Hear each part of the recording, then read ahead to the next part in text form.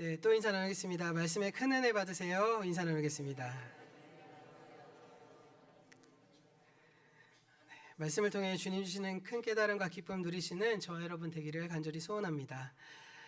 우리 지난 시간까지 노아의 홍수의 말씀을 통해서 우리가 깨달았던 중요한 사실 가운데 하나는요, 노아의 홍수의 이야기는 돌아감의 연속으로 구성되어 있다는 것입니다. 하나님은 사람의 죄악으로 인해 그 마음을 돌리시고 그리고 홍수를 일으켜서 이 세상을 창조 이전의 상태로 돌리셨습니다. 그리고 그것으로 인해 사람에게 베푸셨던 그 은혜 역시도 거둬가신 것, 그러니까 돌려보내신 것이죠. 그러나 하나님은 거기에서 그치지 않으셨습니다. 하나님께서 홍수의 물을 본래의 자리로 다시 되돌려 놓으셨습니다. 그리고 노아와 함께 새로운 창조를 이루셨죠. 그리고 이러한 은혜에 반응하면서 노아는 하나님의 자리를 하나님께 돌려드리는 그러한 예배로 응답한 것입니다.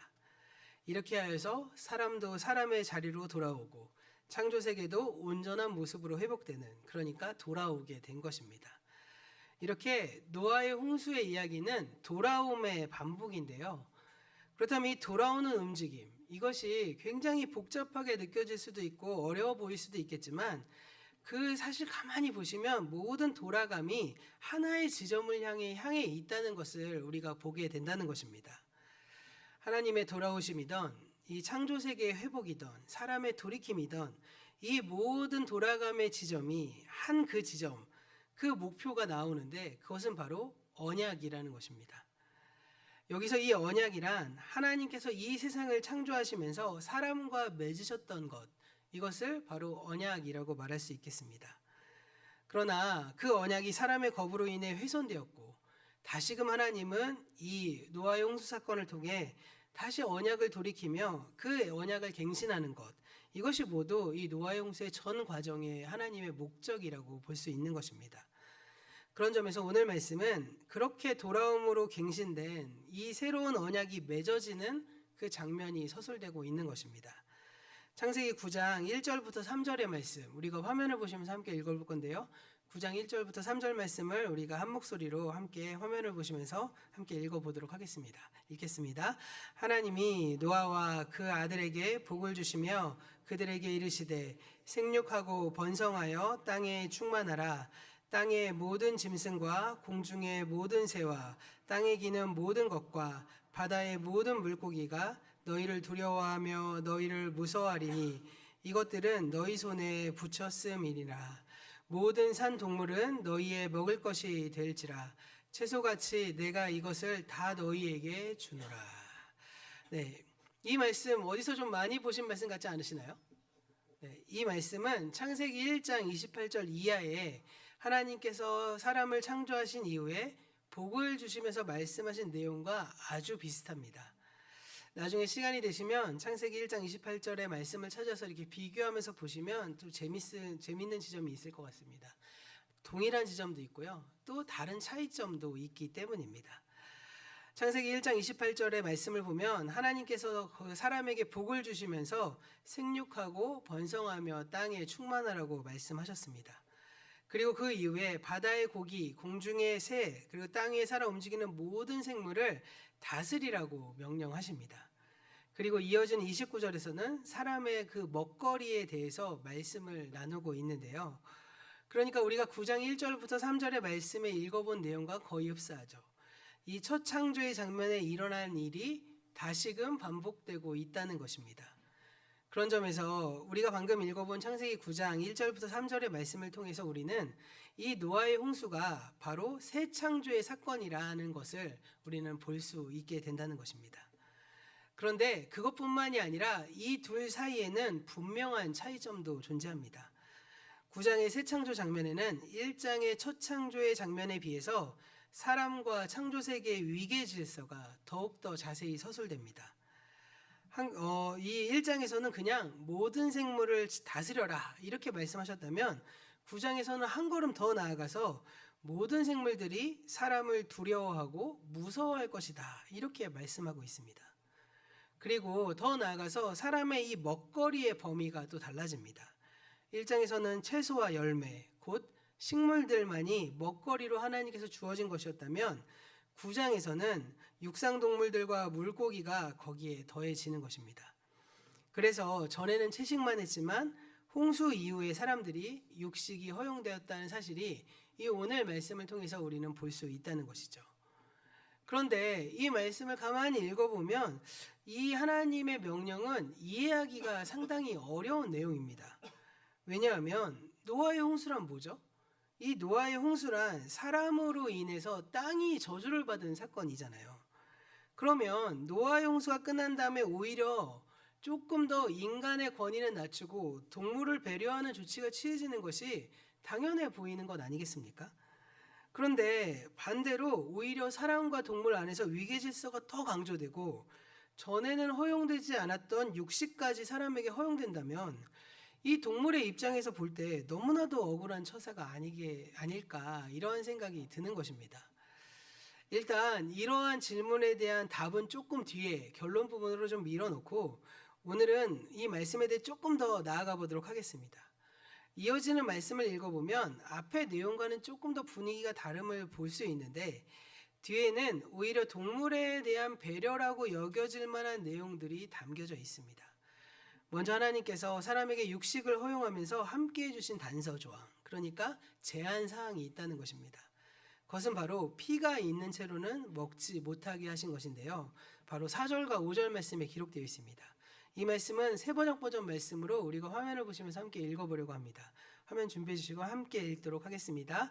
그러나 고기를 먹을 때 피가 있는 채로 먹지는 말아라. 피에는 생명이 있다. 생명이 있는 피를 흘리게 하는 자는 내가 반드시 보복하겠다. 그것이 짐승이면 어떤 짐승이든지 그것에게도 보복하겠다. 사람이 같은 사람의 피를 흘리게 하면 그에게도 보복하겠다. 네, 이 고기를 피가 있는 채로 먹지 말라라고 하는 이 말씀은 이후에 레위기와 신명기를 통해서 율법으로 좀 더 구체화하게 됩니다. 이 이스라엘 사람들은 제사장에게만 음식을 도살할 수 있는 자격을 부여했고 도살할 때 먼저 피를 땅에 완전히 쏟아버리고 흘려버린 뒤에야 고기를 먹을 수 있게 되었습니다. 그런데 이러한 관습은요, 신약시대 그리스도인들에게까지도 이어집니다. 그래서 사도행전 15장 20절을 보면 예루살렘 사도회의가 개최되는데 이 예루살렘 사도회의의 중심 주제는 이방인이 예수님을 믿는 것에 대해서 어떻게 허용할 것인지에 대한 주제를 담고 있는 내용입니다.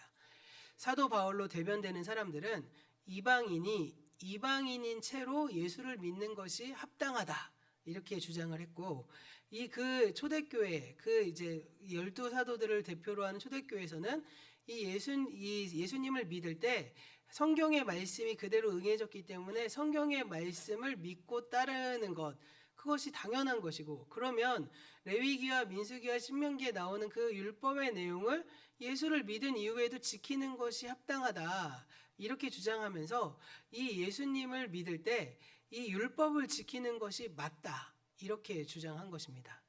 그런데 물론 성경이 하나님의 권위 있는 말씀이기에 하나님의 뜻대로 순종하고 그 말씀을 지키는 것이 옳겠지만 문제가 생기는 겁니다. 무슨 문제가 생기냐면 이방인이 예수를 믿어서 율법을 지키게 되면 의도하지 않았는데 유대교인이 되고 난 것처럼 행동을 하게 되고 유대교인인 채로 거기서 건너뛰어서 예수를 믿게 되는 거거든요. 사실 저희도 율법에 나오는 모든 행위들, 그러니까 유대인으로서 하는 행위들을 그대로 하진 않잖아요. 그것이 바로 사도 바울의 공로로 인해서 생긴 것입니다. 만약에 이게 이제 예루살렘 사도회에서 바울이 아닌 이 사도들의 중심으로 말씀이 정해졌다면 저희도 예수님 믿을 때 또 똑같이 율법을 다 지켰어야만 됐을 겁니다. 그런데 이 바울은 이 이방인들이 율법을 지킬 의무, 그러니까 유대인이 되지 않은 채로 예수를 믿어야 된다고 말했고 그것이 통과가 되었습니다. 그래서 이제 이방인들이 굳이 유대인들이 지키는 율법을 지키지 않으면서 예수를 믿을 수 있는 길이 열리게 되었는데 그런데 그것이 열려지면서 단서 조항을 다른 겁니다. 어떤 단서 조항을 달았느냐? 바로 피와 음행과 우상과 목을 메어 죽인 것에 대해서는 그 많은 명령을 이제 단서 조항으로 나누면서 율법 가운데 요러한 것들은 그래도 성결한 삶을 위해서 꼭 지켜라 라고 말한 것입니다. 그 가운데 바로 핏째 먹지 말라는 말씀도 포함된 것입니다. 그래서 이 핏째 먹지 말라라는 그 말씀의 근원이 된 성경의 어떠한 그 맥락이 무엇이냐? 그것은 바로 우리가 4절 말씀에서 읽어보았던 내용입니다. 4절 마지막에 바로 이 피에는 생명이 있기 때문이다 라는 이 말씀 안에 그 어떠한 말씀의 정의가 다 담겨져 있는 것입니다. 이 4절의 말씀 원문으로 보시면 심지어 이 피와 생명이 동격으로 나옵니다. 생명은 곧 피 이렇게 해석이 되거든요. 그러니까 피가 곧 생명이 된다는 것입니다. 구약 성경의 다른 구절을 찾아보아도 이러한 비슷한 개념이 계속 반복됩니다. 레위기 17장 10절의 말씀을 보면 피의 안에는 생명이 있다 이렇게 말하고요. 신명기 12장 23절은 피가 곧 생명이다 이렇게도 말합니다. 이 피가 생명이다, 피가 곧 생명이다 라는 말, 이 말은 사실상 유대인들이 가지고 있었던 어떠한 신앙과 어떤 과학적 사고였던 것입니다. 피 안에 생명이 있다는 말은 생물학이 발달되기 전에 고대인들의 주로 공통된 생각이었겠지만 우리가 이것을 단순히 원시적인 과학, 원시적인 관념으로 이해해버리고 치부하는 것은 올바르지는 않다고 생각합니다. 왜냐하면 오늘날 자연과학이 발달된 시기에도 여전히 인류는 생명의 본질이 무엇인지를 알아내지 못하고 있기 때문입니다. 그런 점에서 피가 생명이라는 서술이 얼마나 과학적이냐, 그러지 못하느냐 이것을 따지는 것은 의미가 없습니다. 사실은 오히려 요 근래에는 피 안에 생명이 있다, 생명을 유지하기 위해서는 피가 건강해야 한다는 것이 오히려 더 정설로 받아들여지잖아요. 그래서 우리나라에는 법적으로 금지되어 있지만 이 해외에 대기업 CEO들이 10년에 한 번씩 나가갖고 이제 온몸에 있는 자기의 어떤 피를 빼고 젊어서 이제 하늘나라 가는 사람들의 피를 수혈받아서 전체를 피로 이렇게 수혈받는 그런 일들도 하고 있지 않습니까? 그러니까 이런 일들이 이렇게 일어나는 이유는 피 안에 생명의 근원이 있다는 것이 또 이렇게 과학적으로 그걸 믿고 있는 사람들도 있기 때문이라고 할 수 있겠습니다. 그런 점에서 이게 과학적이냐 과학적이지 않냐 이것을 따지는 것은 큰 의미가 없다는 것이고요. 사실 이 피가 곧 생명이다라고 말한 이 안에 무슨 의미를 담아서 그렇게 정의하고 있고 그렇게 고백하고 있는지에 대해서 우리는 좀 생각해 볼 필요가 있다는 것이죠. 피가 곧 생명이라는 말씀의 의미는 바로 생명에 대한 존중을 의미하는 말입니다. 구약 성경이 제사장에게만 동물을 도살할 자격을 허용했고 동물을 잡을 때 반드시 땅에 피를 흘려야 한다고 규정한 것은 생명에 대한 존중을 제도화하고 종교 의식화한 것입니다. 왜냐하면 동물을 잡는 도살이 하나의 거룩한 종교 의식으로 행해졌음을 뜻하기 때문입니다. 우리가 한번 상상력을 동원해서 제사장이 동물을 잡는 장면을 한번 상상해 보시기 바랍니다. 도살은 제사장의 고유한 임무였습니다. 그렇기 때문에 그들은 아마도 제사장의 복장을 하고 도살했을 것입니다. 의관을 정지한 채 그 도살할 짐승의 목에 딱 칼을 찔러 놓고는 피가 땅에 쏟아지게 하는 그 일들, 그 행하는 일들은 사실 지금도 유대교회는 그렇게 고기를 먹고 또 이슬람도 그렇게 하잖아요. 할랄이라고 하는 것들이. 그런 어떤 일들을 해 나가는 그런 일들을 이제 제사장이 하는 겁니다.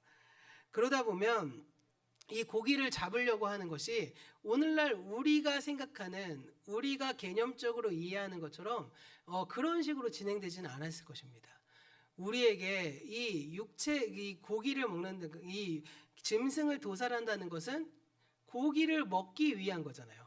그런데 이때 당시만 하더라도 그러진 않았을 것이라는 거죠. 그러니까 동물을 수도 없이 많이 걸어놓고 피를 땅에 흘리는 측대로 푹 찔러놓고 넘겨버리고 푹 찔러놓고 넘겨버리는 이런 우리가 유튜브나 동영상을 통해서 보는 잔인한 그런 그림이 아니라 아마도 이 피가 땅에 쏟아질 때까지 땅에 쏟아지는 모습을 보면서 한 마리씩 한 마리씩 이러한 어떠한 제사의 집례를 이렇게 행했을 것이겠죠.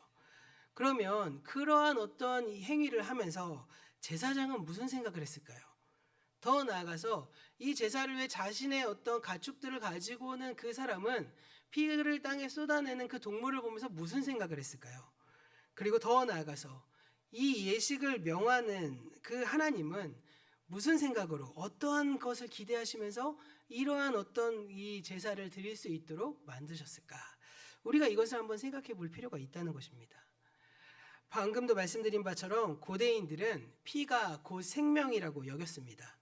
그렇다면 피가 뚝뚝 떨어지는 모습 속에서 그들은요, 아마도 짐승의 그 생명이 땅에 쏟아지는 것을 보았을 것입니다. 한 마리의 짐승이 나의 식탁에 오르기 위한 목적이 아니라 나의 죄를 사함받기 위해서, 나의 죄가 하나님 앞에서 깨끗하게 성결되기 위해서 그 도살이 시작되고 그 피가 쏟아내고 난 다음에 남은 그 짐승의 부유물을 우리의 식탁으로 오고 있는 모든 과정을 통해서 아마도 사람들은 이 모든 예식이 종교 예식으로 진행되고 그 과정에 함께 하고 있는 것입니다. 마치 장례 예식을 거행하는 것처럼 말이죠. 내가 그냥 이대로 살았으면 저 짐승처럼 죽었을 건데 내가 이제 하나님의 은혜로 나 대신 저 짐승이 죽어가는구나. 그 짐승이 모든 피가 생명이기 때문에 땅에 쏟아지는 모습을 보면서 내가 저렇게 죽어야 합당한 일인데 그러지 못했구나. 그리고 하나님 앞에 내가 은혜로 구원받았구나. 라는 그러한 어떤 생각들이 들었을 것입니다. 그러니 이 도살의 과정은 육식을 하기 위함이 아니라 우리의 죄를 전가시키고 하나님께 회복의 과정을 담고 있기 때문에 이 모든 과정은 즉 생명에 대한 존중을 기초로 하고 있는 것입니다. 그리고 이와 함께 우리가 주목할 수 있는 것은 이 오늘의 말씀에서 이 동물의 생명을 사람의 생명과 함께 다루고 있다는 것, 이것이 굉장히 인상적인 말씀입니다. 9장 4절에서 고기를 먹을 때 핏째 먹지 말라고 말씀하신 그 후에 5절에서 생명이 있는 피를 흘리게 하는 자는 하나님께서 반드시 보복할 것이다, 이렇게 명령하십니다. 그리고 그 생명은 동물의 생명이나 사람의 생명이나 마찬가지로 함께 하나님이 언급하고 계시다는 겁니다. 그리고 6절에서 사람을 죽인 자는 죽음을 당할 것이다 라고도 말합니다. 사람의 생명이든 동물의 생명이든 마찬가지로 생명을 존중해야 한다라고 말하고 있는 것이죠. 이어서 8절 이하를 보면 하나님께서 노아와 언약을 체결하는 장면이 나오는데요. 창세기 9장 8절부터 10절의 말씀 우리가 화면을 보시면서 함께 읽어보도록 하겠습니다. 우리 화면 띄워주시고요. 함께 읽겠습니다. 하나님이 노아와 그와 함께한 아들에게 말씀하여 이르시되 내가 내 언약을 너희와 너희의 후손과 너희와 함께한 그 다음 장 넘겨주시고 너희와 함께한 모든 생물 곧 너희와 함께한 새와 가축과 땅의 모든 생물에게 세우리니 방주에서 나온 모든 것 곧 땅의 모든 짐승에게니라. 여기 말씀을 가만히 보시면 언약의 상대자, 그러니까 하나님과 언약을 맺는 대상이 누구인지를 우리가 주목해서 볼 수가 있습니다. 하나님께서 지금 누구와 언약을 지금 맺고 계신 것이죠? 하나님은 노아와 그의 가족들 그리고 그의 후손들뿐만 아니라 그와 함께 살아 숨쉬는 모든 생물들, 그러니까 노아의 방주에 탔던 육상동물들과 언약을 세우시고 계신 것입니다. 그러면 왜 하나님께서 모든 동물을 다 언약의 대상으로 삼으셨을까요? 그것은 바로 그 언약의 내용을 보면 알 수 있는데 바로 11절의 말씀입니다. 우리 11절의 말씀도 화면을 보시면서 함께 읽어보도록 하겠습니다. 내가 너희와 언약을 세우리니 다시는 모든 생물을 홍수로 멸하지 아니할 것이라. 땅을 멸할 홍수가 다시 있지 아니하리라. 이 언약의 내용은 다시 홍수로 심판하지 않겠다는 것입니다. 그것은 우리가 앞으로 사람이 무슨 잘못을 저질렀지라도 심판하지 않겠다, 그런 뜻이 아니라고 말씀을 나눴습니다. 이 언약의 핵심은 2주 전에 주일에 살펴본 대로 8장 21절의 말씀대로 사람으로 인해 땅을 저주하지는 않겠다. 사람의 잘못으로 인해 모든 생물을 없애는 일이 앞으로는 없을 것이다 라는 뜻입니다. 그러니까 이 언약의 초점은 사람이 아닌 동물이라는 겁니다. 동물의 생명, 이것이 바로 언약의 초점인 것입니다. 그러므로 당연히 언약의 대상에 동물이 포함되는 것, 이것은 너무나도 당연한 처사라는 것이죠.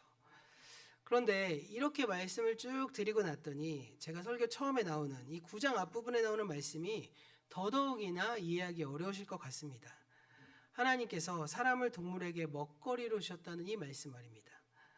동물의 생명을 존중하라고 말씀하신 그 하나님께서 왜 사람에게 육식을 허용하신 걸까요?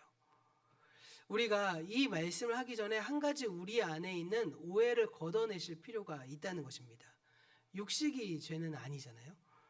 동물을 사람의 먹거리로 주시겠다는 말은 사람이 먹이사슬의 가장 꼭대기에 올라가 있는 것처럼 우리가 느껴지게 된다는 겁니다. 단순화해서 말씀드리면 풀은 초식동물이 뜯어먹고 초식동물은 육식동물이 잡아먹고 육식동물의 고기를 사람이 먹는다. 뭐 이렇게 생각하는 어떠한 이 먹이사슬이라는 개념으로 우리가 오늘 말씀을 이해해서 육식을 허락하셨으니까 이 세상의 모든 만물을 내 마음대로 내 뜻대로 내가 다 하고 싶은 대로 할 수 있는 것처럼 우리가 생각하면 안 된다는 것입니다. 이 말씀, 이 사실은 이 먹이사슬도요, 요즘에는 이 먹이사슬이 너무나도 더 복잡하고 여러 갈래로 얽혀있기 때문에 먹이사슬보다는 먹이그물이라고 표현하기도 한다고 합니다. 그런데 이 먹이사슬, 이 먹이그물을 우리의 생각대로, 그냥 우리의 일반적인 생각대로 이것을 사자성어로 표현하면 뭐냐라고 물으면 아마도 대부분 약육강식이라고 생각하실 것입니다. 우리 이 약육강식, 이런 말이 주로 언제 쓰이죠? 이 약육강식은 흔히 사람들 사이에서 강자가 약자의 것을 빼앗는 행위를 정당화할 때나 아니면 그것을 반대로 비판하기 위해서 사용되는 경우들이 많습니다. 중소기업이 힘써서 상품을 개발해 놓으면 대기업이 그것을 가로채면서 약육강식의 생태계 이치의 정당화다, 뭐 이렇게도 이야기합니다. 또 약육강식은 인종차별을 정당화하기 위해 사용되기도 했었습니다. 그 외에도 수많은 사람들이 약육강식이라는 사자성어를 쓰면서 거기 하나로 뭘 덧붙이냐? 자연의 생태계가 그렇다, 이런 식으로 표현한 겁니다. 자연이 약육강식의 논리로 지배된다, 이런 뜻이겠죠. 근데 가만히 한번 생각해 볼까요? 자연 생태계에 그런 약육강식이 있긴 합니까? 자연 생태계가 약육강식의 원리로 이어지지 않잖아요. 사자가 아무 때나 사냥을 하고 재밌어서 다른 동물들을 죽이나요? 사자는 배고파서 음식을 먹기 위해서 사냥을 합니다. 사자가 배가 부를 때는요, 초식 동물들도 그것을 알고 사자를 경계하지 않습니다.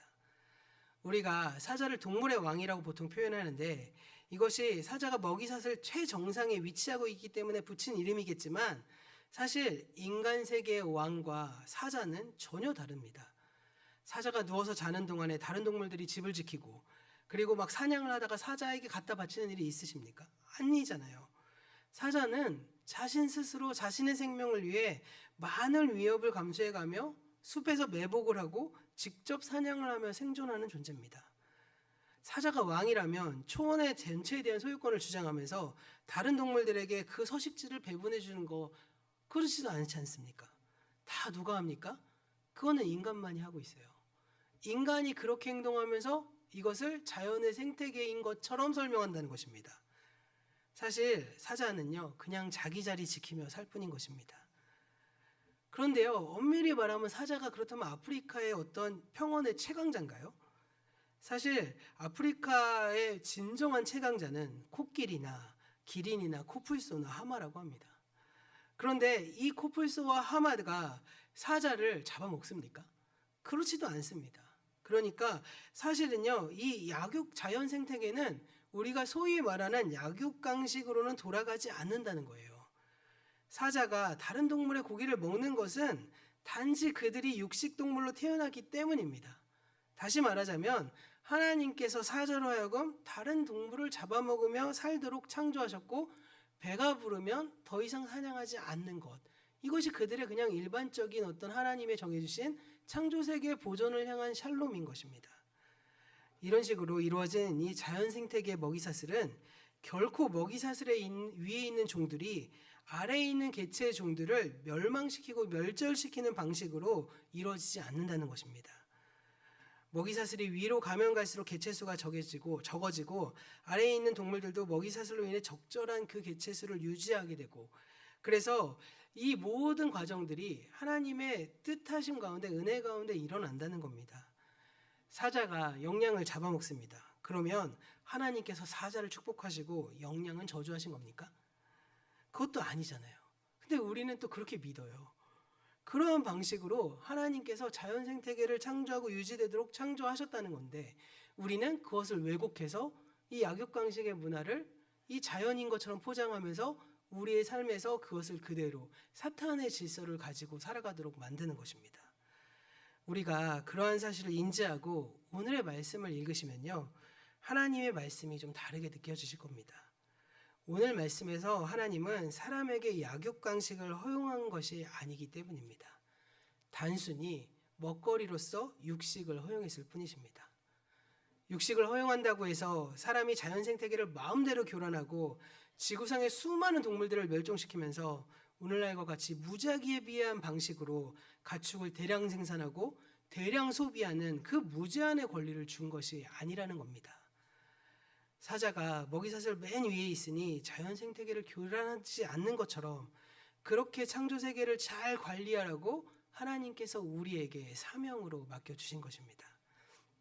바로 이 자연 모든 만물들은 하나님의 언약의 대상자라는 것을 우리가 인정해야 되고 하나님의 창조 세계의 파트너라는 사실을 우리가 기억해야 한다는 것이죠. 그렇기 때문에 우리가 알아서 잘 관리하면서 창조 세계의 온전한 샬롬이 이루어지게 하는 것, 이것이 바로 무직의 언약의 의미라는 것입니다. 그렇다면 오늘 말씀을 우리는 어떻게 적용해 볼 수 있을까요? 오늘 말씀에서 하나님은 특별히 우리의 식생활을 돌아보게 하신다는 것을 발견하게 됩니다. 우리의 식탁에는 창조 세계에 대한 배려와 생명에 대한 존중이 담겨져 계십니까? 우리의 식탁에 올라오는 그 모든 쌀과 채소와 고기와 양념 그리고 과일과 간식거리들이 어떠한 방식으로 생산되고 전달되고 조리되어서 오늘날 우리에게까지 오게 되었는지 우리는 잘 알 수 없습니다. 우리는 그저 소비자로서 식탁에 앉아 있을 뿐이죠.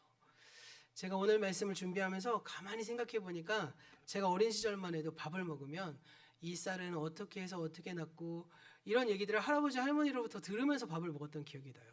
이 나물은 우리 할머니가 어디서 해서 따와갖고 뭐 어떻게 해서 뭘 해서 무쳤고 이 음식은 어떻게 키워지고 이런 얘기들을 들으면서 아, 음식이 이렇게 진행되고 이렇게 자라오고 이렇게 우리에게까지 오는구나 라는 것들을 뭐 완전히 구체적이지 않더라도 아, 이런 식으로 우리에게 음식이 적용되고 있고 먹어지는구나 라는 것들을 배우면서 들어오고 밥을 먹었는데 제가 가만히 생각해 보니까 저는 우리 자녀들에게 그러한 얘기를 하나도 설명해 주지 않더라고요.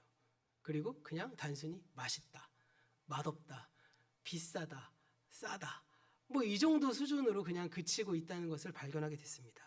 그 이유는 다른 게 아니죠. 제가 무지해서죠. 제가 잘 모르죠. 이게 지금 이 음식이 어떤 방식으로 오는지 전혀 모르기 때문에 그냥 맛있다 없다의 수준으로 그냥 그친다는 것을 발견하게 되었습니다. 그런 점에서 하나님의 그 샬롬의 사명, 하나님이 온 천하 만물을 우리에게 잘 명령하고 잘 관리하도록 다시금 새 창조의 그 언약의 대상자로서 우리에게 무직의 언약을 베푸셨다는 것은 단순히 우리가 그저 무지한 소비자로 그치는 것이 아니라 이 농산물과 축산물과 수산물이 어떻게 재배되고 사육되고 채집되고 있는지에 대한 관심, 이 관심을 우리가 조금 더 가져야 함을 또 우리가 말씀하고 있는 것처럼 보입니다. 왜냐하면 우리가 그런 것에 관심을 가지면 가질수록 오히려 이 유통을 하는 사람, 판매하는 사람, 그리고 키우는 모든 사람들이 그것에 대해서 오히려 하나님의 창조 질서를 더욱더 보면서 그것을 고민할 수 있는 일들이 우리의 작은 식탁에서부터 하나하나 열려질 수 있기 때문인 것입니다. 그리고 더 나아가서 그러한 생각을 통해서 우리는 우리의 식탁과 냉장고에서 먹지도 않은 채 버려지는 음식물 쓰레기들을 줄이기 위해서 노력할 어떠한 생각들도 더 확장시켜 가야겠죠. 무엇보다 더 근본적으로 나의 몸을 건강하게 하는 식생활을 추구하는 것도 이 창조 질서의 보존에 작은 기여가 될 것입니다. 오늘 우리가 이 씨뿌림 주일을 맞이하며 이 씨가 땅에 떨어져 부활의 열매를 맺는 그러한 부활의 소망으로 이 부활주일과 함께 씨뿌림 주일을 우리가 함께 나누고 있지만 사실 그 씨뿌림 주일 안에는 창조 질서의 온전한 보존의 사명들도 함께 나누어야 한다는 것입니다. 그런 점에서 우리가 단순히 하나님의 말씀을 그저 우리를 구원해주는 거대 담론으로서 그냥 내가 죽었다가 살아나는 부활의 소망을 두는 것 이상으로 나의 삶의 작은 영역에서도 하나님의 뜻대로 이 땅을 회복을 위해서 이 땅의 공존을 위해서 사명으로 맡겨주셨다는 사실까지도 우리는 기억하며 오늘 말씀을 적용해야 한다는 것입니다.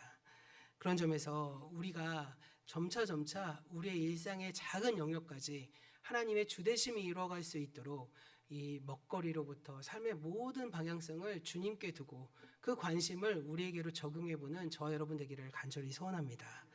그리고 그러한 삶을 통해서 우리의 모든 어떠한 그 삶의 여정이 주님 앞에 하나의 중요한 제사로 쓰여지기 위해, 유대인들이 이 정결법을 식탁법과 함께 중요한 도구로 쓴 것처럼 우리도 우리의 작은 식탁의 과정을 통해서도 하나님의 나라를 누리는 데 사용하시고, 우리의 작은 모든 삶의 여정 속에 하나님의 주되심이 온전히 일어나는 새로운 창조가 시작되는 우리와 우리의 가정과 우리의 교회가 되기를 주님의 이름으로 간절히 축원합니다. 이제 다 함께 일어나셔서 결단 찬송 478장 부르시면서 결단 찬양과 함께 준비하신 예물 하나님께 봉헌하도록 하겠습니다.